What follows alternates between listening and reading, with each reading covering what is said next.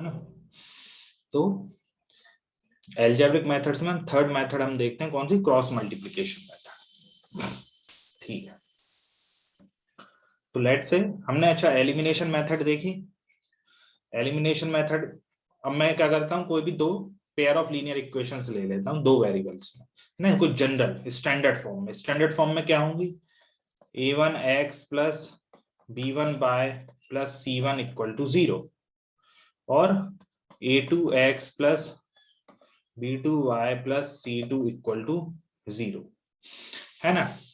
तो हम क्या करेंगे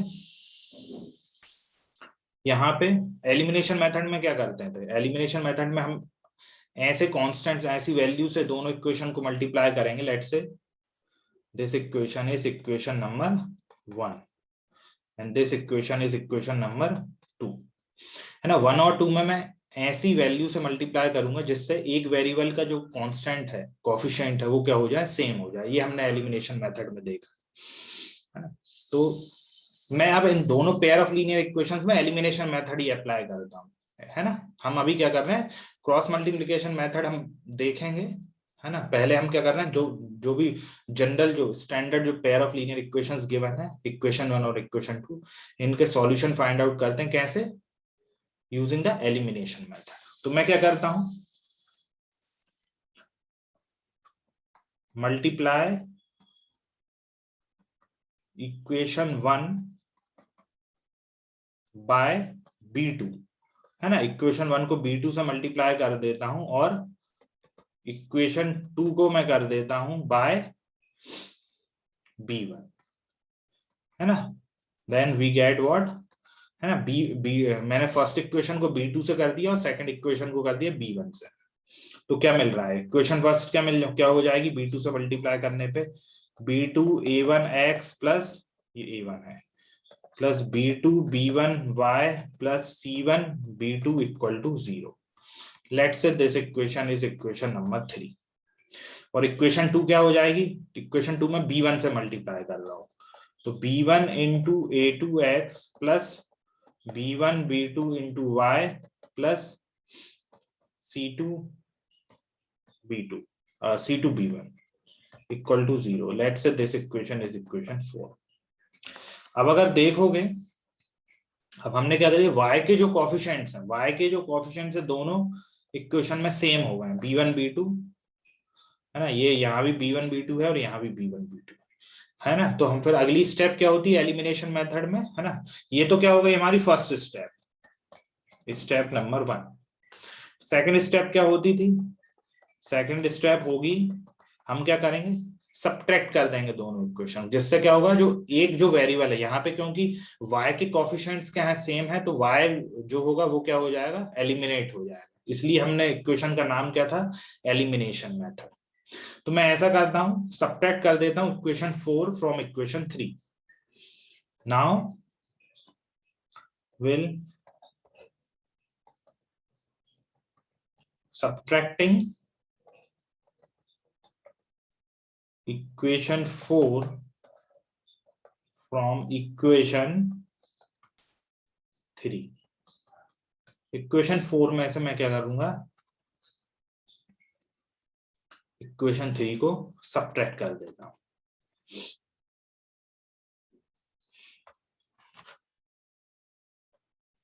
यहां पे करता हूं, ठीक।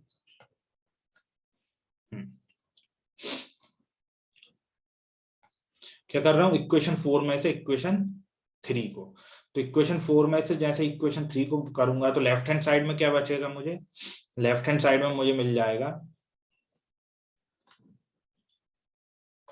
b2a1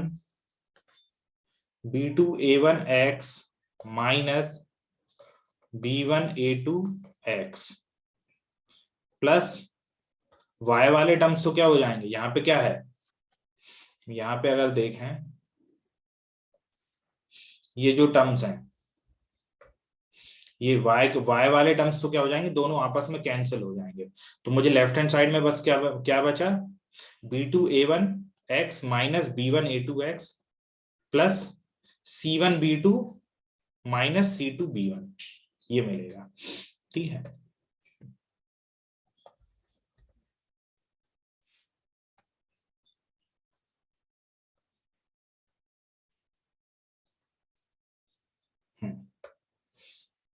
प्लस ये तो 0 हो गया है ना y वाले कोफिशिएंट, और साथ में मिलेगा B2C1 minus B1C2 equal to 0।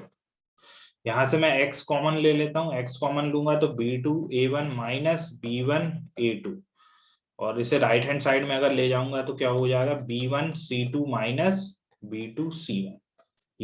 यहां से x की वैल्यू क्या आ गई B1C2 minus B2C1 divide by A1B2 minus A2B1, है ना, ये आ गई x की वैल्यू।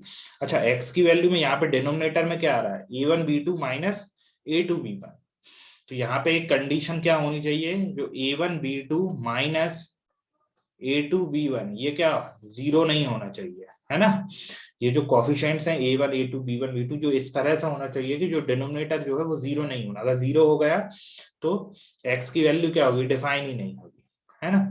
तो बेसिकली ये 0 नहीं होना चाहिए, ठीक है। ये हो गई हमारी कौन सी स्टेप टू में x की वैल्यू आ गई। अच्छा, फिर एलिमिनेशन मेथड में हमने क्या करते थे, लास्ट स्टेप क्या होती थी, मैं जो x की वैल्यू जो आई है उसे मैं जो हमारी ओरिजिनल इक्वेशंस है, पेयर ऑफ लीनियर इक्वेशंस है 1 और 2, उनमें से किसी भी एक में पुट करके मैं क्या करूंगा, y की वैल्यू भी कैलकुलेट कर लूंगा, है ना। तो अब हम नेक्स्ट स्टेप क्या है, स्टेप 3 ये है ना। स्टेप 3 में क्या करना है, सब्स्टिट्यूट या फिर substitute the value of x in, let say मैं इक्वेशन नंबर 1 में पुट कर देता हूं, है ना। हम किसी भी इक्वेशन में कर सकते हैं, इक्वेशन 1 में भी कर सकते हैं, इक्वेशन 2 में भी कर सकते हैं, कोई भी इक्वेशन में कर सकते हैं, है ना। जैसे इक्वेशन 1 है और इक्वेशन 2 में से किसी में मैं कर रहा हूँ, इक्वेशन 1 में पुट करता हूँ और वहां से फिर y की वैल्यू कैलकुलेट करूंगा।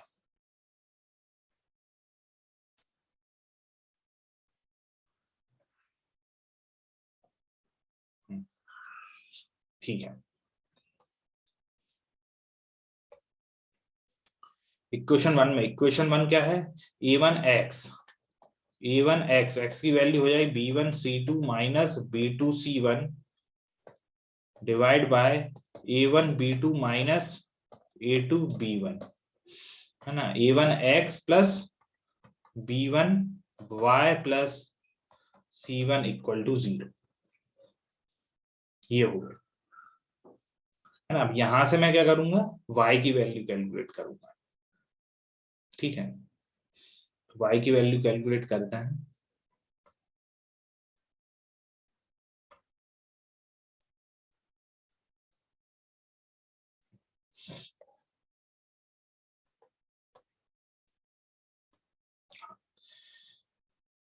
अब एलसीएम लूंगा तो क्या मिलेगा मुझे, हाँ ये है A1 into B1C2 minus B2C1 plus B1 into A1B2 minus A2B1 into Y plus C1 into A1B2 minus A2B1 equal to 0, है ना। ये मिली इक्वेशन। हाँ, इसको थोड़ा सा और सॉल्व करना पड़ेगा।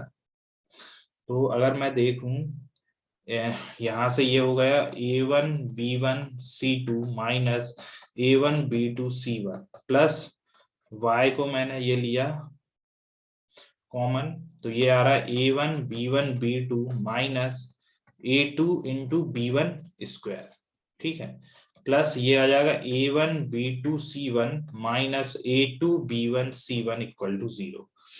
हाँ, तो अगर हम देखें तो यहां से A1B2C1 और ये A1B2C1 ये क्या हो गया, कैंसिल हो गया, है ना। तो क्या बचा मेरे पास y इंटू, एक काम करते हैं इसमें से B1 कॉमन ही ले लेते हैं, B1 को कॉमन ले लिया, है ना, दोबारा, हाँ A1B2 माइनस A2B1 ये आ रहा है, और अगर इक्वल टू में मैं करूंगा, क्या क्या बचे टर्म्स, ये टर्म बचा और ये टर्म बचा, तो ये क्या हो जाएगा A2B1C1 माइनस A1B1C2।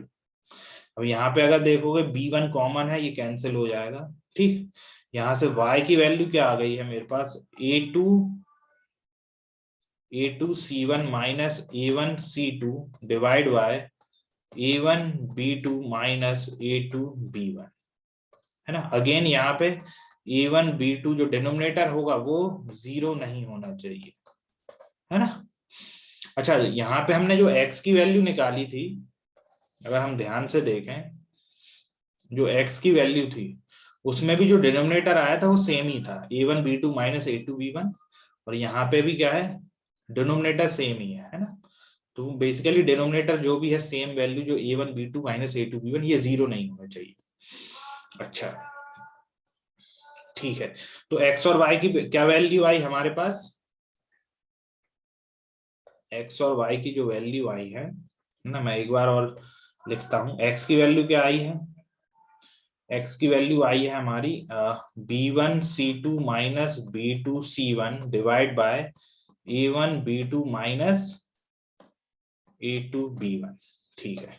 और y की वैल्यू आई है हमारी a2c1 minus a1c2 divide by a1b2 minus a2b1, ये हमारी x और y की वैल्यू आई। तो बेसिकली जब हमने एलिमिनेशन मेथड हमने जब pair of linear equation solve किया तो हमें ये वैल्यू आई, है ना। तो अब हमें बेसिक करना क्या है, कोई भी लीनियर इक्वेशंस अगर हमें गिवन है, for example 2x plus 3y equal to 5, 5x plus 9y equal to 2, तो सबसे पहले तो इन्हें क्या करना है, स्टैंडर्ड फॉर्म में स्टैंडर्ड फॉर्म में लिखना है। स्टैंडर्ड फॉर्म में क्या होगा, 2x plus 3y minus 5 equal to 0, और ये हो जाएगी 5x plus 9y minus 2 equal to 0, है ना। और यहां से फिर हम क्या करेंगे, स्टैंडर्ड फॉर्म से कंपेयर करके a1 a2 b1 a1 a2 b1 b2 c1 c2 की वैल्यू कैलकुलेट करेंगे, और जो हमारा जो वैल्यूज आई हैं x और y की क्या क्या वैल्यूज आई हैं, x की वैल्यू ये है, इसमें पुट करेंगे, सीधा हम सॉल्यूशन निकालेंगे x का, और यहां से हम पुट करेंगे तो y का, है ना। ये लेकिन ये याद नहीं करना है ना, इसको हम थोड़ा सा और इसको समझते हैं, है ना, इसको थोड़ा समझते हैं, इसको बाद में देखेंगे। अब अगर देखो तो इसमें दो केसेस जनरेट बन रहे हैं। एक तो जब डिनोमिनेटर क्या हो, 0 हो जाए, और एक जब डिनोमिनेटर 0 ना हो, है ना। हमने देखा डिनोमिनेटर 0 नहीं होना चाहिए। अगर डिनोमिनेटर 0 नहीं होता है तो हमें x और y की कुछ वैल्यू मिलेगी, मतलब कुछ पर्टिकुलर वैल्यू मिलेगी, मतलब वहां से हमें x और y की कुछ वैल्यू मिलेगी। इसका मतलब x और y हमें क्या देंगे, एक अगर डिनोमिनेटर 0 नहीं होता है तो लेट से अगर डिनोमिनेटर 0 नहीं हो रहा है तो x की वैल्यू लेट से कुछ 3 आ रही है, y की वैल्यू कुछ 5 आ रही है, तो हमें पर्टिकुलर वैल्यू मिल रही है। और हमने सब्स्टिट्यूशन मेथड और एलिमिनेशन मेथड में देखा था, यदि x और y की पर्टिकुलर वैल्यू मिलती तो हमारे सॉल्यूशन, नेचर ऑफ सॉल्यूशन क्या होता है, यूनिक सॉल्यूशन, है ना, यही होता है यूनिक सॉल्यूशन। तो यहां से हम थोड़ा सा और इसके केसेस को समझते हैं।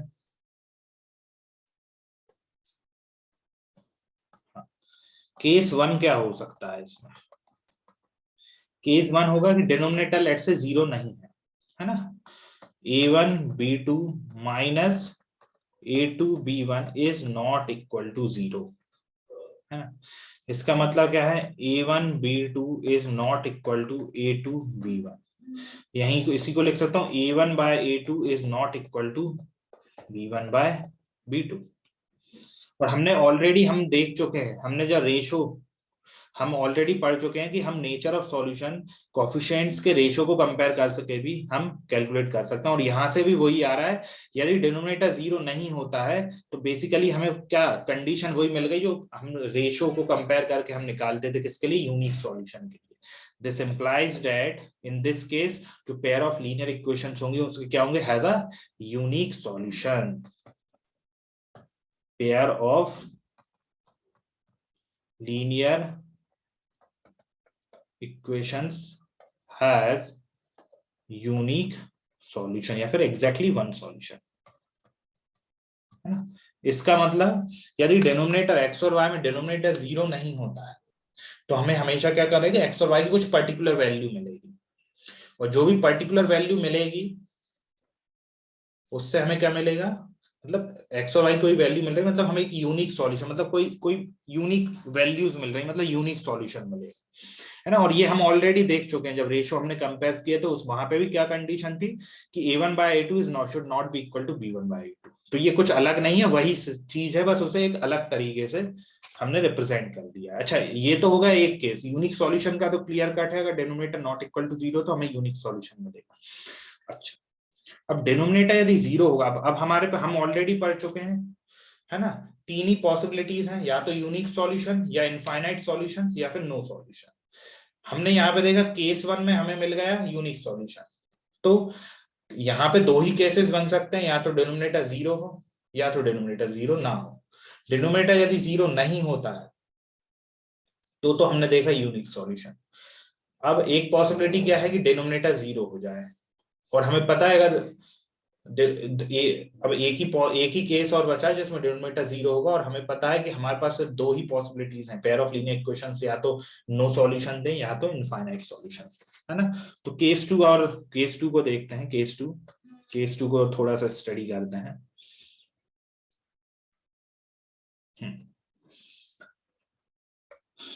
केस 2,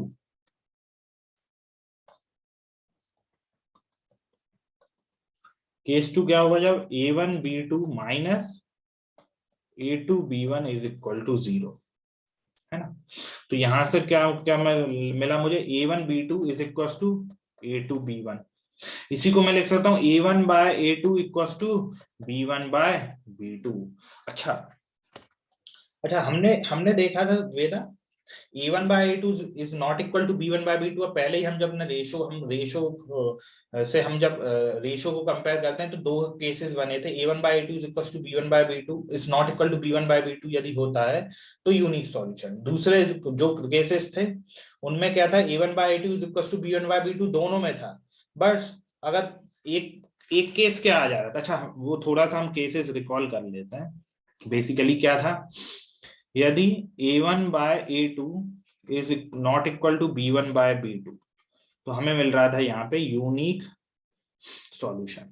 हम ये ऑलरेडी देख चुके हैं, यहां से हमें क्या मिल रहा है, यूनिक सॉल्यूशन,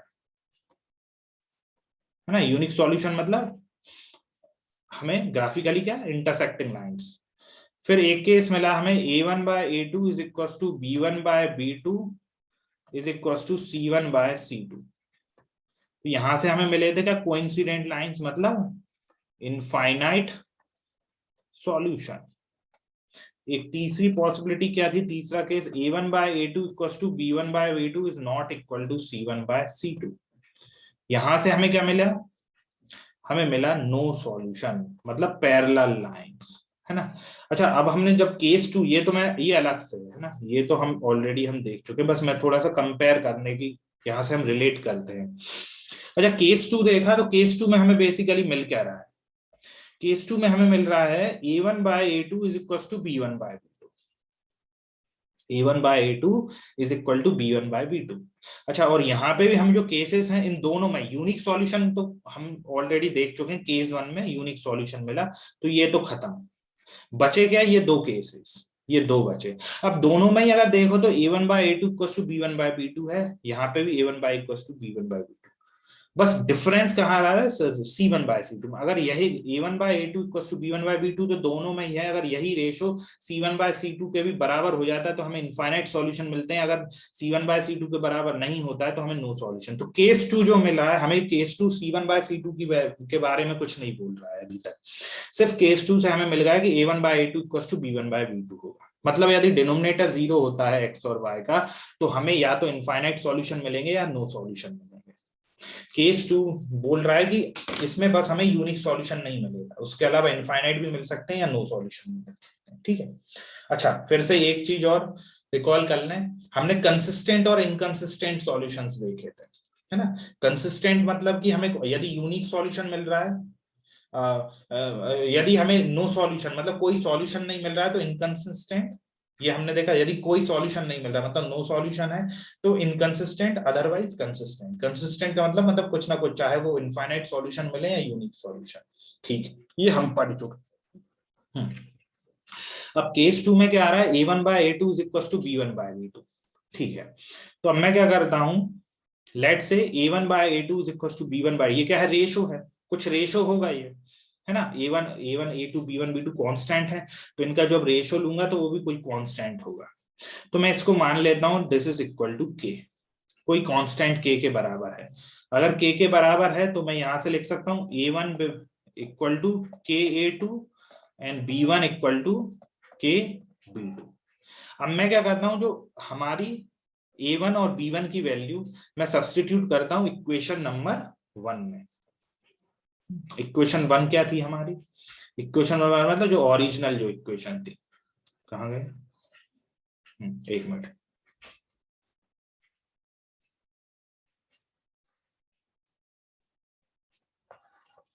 हाँ ये इक्वेशन, इक्वेशन 1 है ना, a1 और b1 की वैल्यू मैं k के टर्म्स में इक्वेशन 1 और 1 में पुट करता हूं, हम देखते हैं क्या होता है, क्या उससे हमें कुछ, अब हमें ये पता नहीं है, केस 2 बस हमसे ये बोल रहा है कि या तो इनफाइनाइट सॉल्यूशन होंगे या फिर नो सॉल्यूशन, हमें नहीं पता, है ना, बस केस 2 में हमें ये पता चल रहा है कि हाँ बस एग्जैक्टली वन सॉल्यूशन तो नहीं होगा, है ना। यहां तक क्लियर है वेदा, यहां तक कोई डाउट है इसमें, है ना, कोई डाउट है अभी तक, क्लियर है यहां तक वेदा? हाँ सर क्लियर है ना, केस 1 में हमें पता चल गया कि क्या है, यूनिक सॉल्यूशन, लेकिन केस 2 हमसे बोल रहा है कि बस यूनिक सॉल्यूशन नहीं होगा, है ना, यूनिक सॉल्यूशन नहीं होगा, तो क्या हो, क्या क्या हो सकता है, या तो नो सॉल्यूशन होगा, इनफाइनाइट सॉल्यूशन होगा, ठीक। हाँ, तो a1 इक्वल टू k2 और b1, तो मैं क्या कर रहा हूं, अब इसको सब्स्टिट्यूट कर देता हूं, लेट्स से इक्वेशन नंबर 1 में,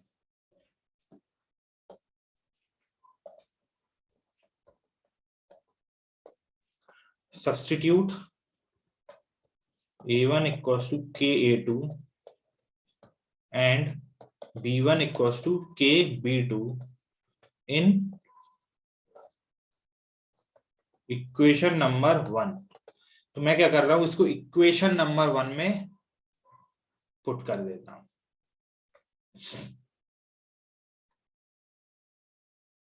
ठीक है,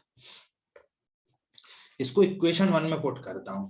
इक्वेशन 1 क्या थी, basically a1x plus b1 by plus c1 equal to 0, है ना, a1 की वैल्यू क्या हो गई, ka2x प्लस b1 की वैल्यू हो गई kb2 y plus c1 equal to 0। k अगर कॉमन लूंगा तो क्या आ गया, k इंटू a2x प्लस ये हो गया हमारा b2y plus c1 equal to 0। अच्छा, अब क्या यहां से अगर हम देखें इक्वेशन, लेट इस इक्वेशन को देखें, लेट से इस इक्वेशन का नाम है लेट से स्मॉल ए, है ना, जो स्मॉल ए इक्वेशन है, अगर इसको देखें, इसमें यदि मैं c1 की वैल्यू, ध्यान से देखना, यदि मैं c1 की वैल्यू पुट कर दूं k टाइम्स ऑफ c2, इसका मतलब क्या है, इसका मतलब क्या है, इसका मतलब ये है मैं c1 बाय c2 को पुट कर रहा हूं k, यदि मैं c1 बाय c2 को भी क्या कर देता हूं, पुट कर देता हूं k। अच्छा, a1 बाय a2 तो k था ही, a1 बाय a2 तो k था ही, हमने माना है ना, यहाँ पे a1 by a2 equal to b1 by b2, इसको मैंने k पुट किया था, इसको मैंने यहाँ पे k पुट किया था। अगर मैं c1 बाय c2 को भी k पुट कर देता हूँ, मतलब c1 को k c2 यदि पुट करता हूँ, तो इक्वेशन ए क्या मिलेगी, इक्वेशन ए क्या हो जाएगी, अगर हम देखें नाउ, इक्वेशन ए क्या हो जाएगी, इक्वेशन ए विल बी क्या होगी, k times of a2x plus b2y plus c1 को मैंने k से k c2 इक्वल टू 0, अगर ये पुट कर देते हैं तो यहां से मुझे क्या मिल जाएगा, k और k क्या होगा, एलिमिनेट कर दिया, तो मुझे इक्वेशन क्या मिल रहा है, a2x plus b2y plus C2 equal to 0। मतलब जो इक्वेशन 1 थी, मैंने ओरिजिनली इक्वेशन कौन सी ली थी, ये इक्वेशन 1, ये क्या थी, इक्वेशन 1 थी। इक्वेशन 1 में मैंने A1 by A2 equal to B1 by B2 equal to C1 by C2 equal to K, जैसे ही मैंने ये पुट किया तो जो मेरी इक्वेशन ए क्या बन गई, ये तो मेरी इक्वेशन 2 बन गई है। इक्वेशन ए ही क्या बन गई है, मेरी इक्वेशन 2 बन गई है। एक तरह से मैंने क्या किया, a1 by a2 equal to b1 by b2 को k पुट किया था, तभी तो मैंने a1 की वैल्यू k a2, b1 की वैल्यू k b2। और अगर मैंने यहाँ पे बोला कि अगर c1 की वैल्यू k c2 यानी c1 बाय c2 को भी k पुट कर देता हूं, तो जो इक्वेशन 1 थी, इक्वेशन जो 1 है मेरी, जो इक्वेशन 1 है, ये इक्वेशन 1 क्या बन गई अब मेरी, जो इक्वेशन 2 बन गई। मतलब इक्वेशन 1 और इक्वेशन 2 तो क्या हो गई, यहां से क्या हो गई, अगर मैं a1 by a2 equal to b1 by b2 equal c1 by c2 को k पुट कर देता हूं, तो इक्वेशन 1 और इक्वेशन 2 तो क्या हो गई, सेम हो गई। ये क्लियर है कि नहीं वेदा? हाँ सर। और अगर ये सेम ही हो गई तो हमें पता है सेम हो गई, या फिर ऐसा कह लो कि वो दोनों कोइंसाइड कर गई।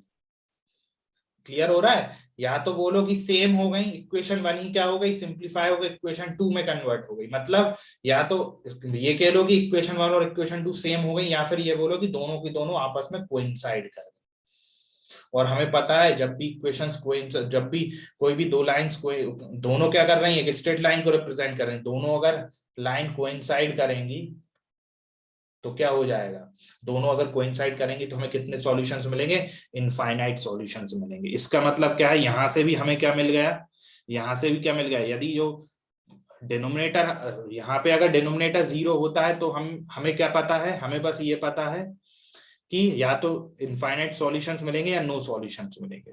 लेकिन हमने देखा a1 बाय, अच्छा डिनोमिनेटर 0 होने का मतलब क्या है कि a1 by a2 equal to b1 by b2। बस हमने ये देखा कि यदि मैं c1 को k c2 पुट करता हूं, या यानी कि c1 बाय c2 को k पुट करता हूं, तो हमें अगेन हमें क्या हो रही है, इक्वेशन दोनों सेम हो जा रही। मतलब कि यहां से भी हमने जो अभी तक हमने जो रेशो कंपेयर करके नेचर ऑफ सॉल्यूशन बताया था, उसको भी यहाँ पे हमने फिर से वैलिडेट कर दिया है ना, कि a1 by a2 equal to b1 by b2 equal to c1 by c2, यदि मैं इन तीनों रेशियोज को इक्वल पुट करूंगा तो दोनों इक्वेशंस क्या हो जाएंगी, सेम हो जाएंगी, या फिर ऐसा कह लो दोनों इक्वेशंस कोइंसाइड कर जाएंगी। इसका मतलब यहां से भी हमें क्या मिल गया, इफ, अब मैं क्या लिखूंगा,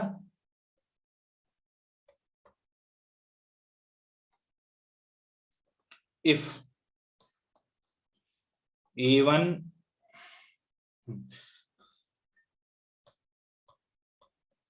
if a1 by a2 equals to b1 by b2 equals to c1 by c2 equal to k, है ना, कोई some constant, then the pair of linear equation, then the pair of linear equation will have infinite solutions, will have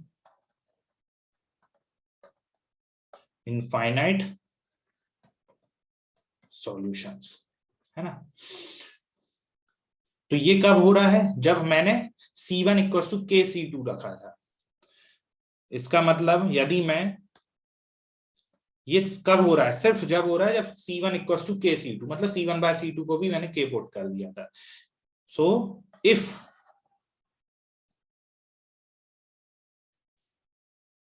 c1 is not equal to k c2,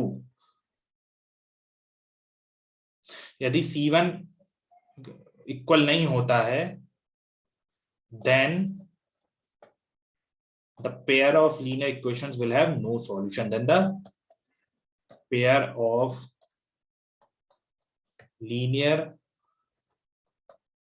equations will have no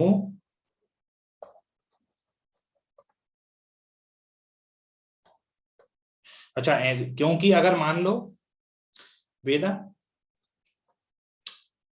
हमने देखा,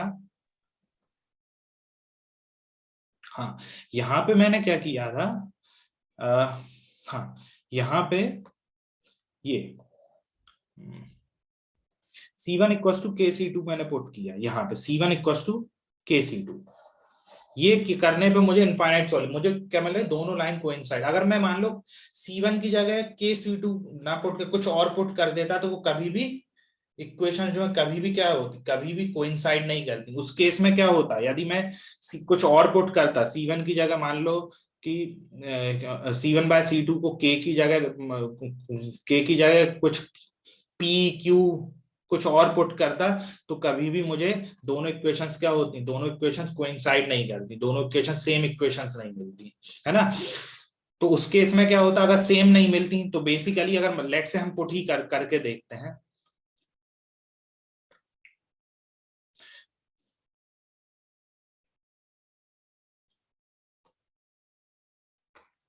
तो उस case में क्या होता है, x और Y के जो कॉफिशिएंट, ये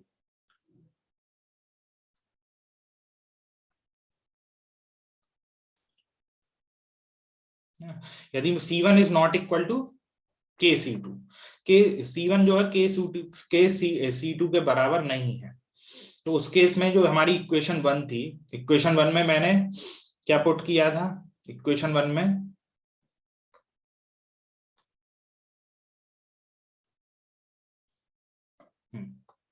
इक्वेशन 1 थी A1x plus B1y plus C1 equal to 0, है ना। A1 को तो मैंने क्या पुट कर दिया था, KA2, और B1 को तो मैं पुट कर दिया था KB2, है ना। लेकिन C1 अगर is not equal to KC2, C1 क्या है इस बार KC2 के बराबर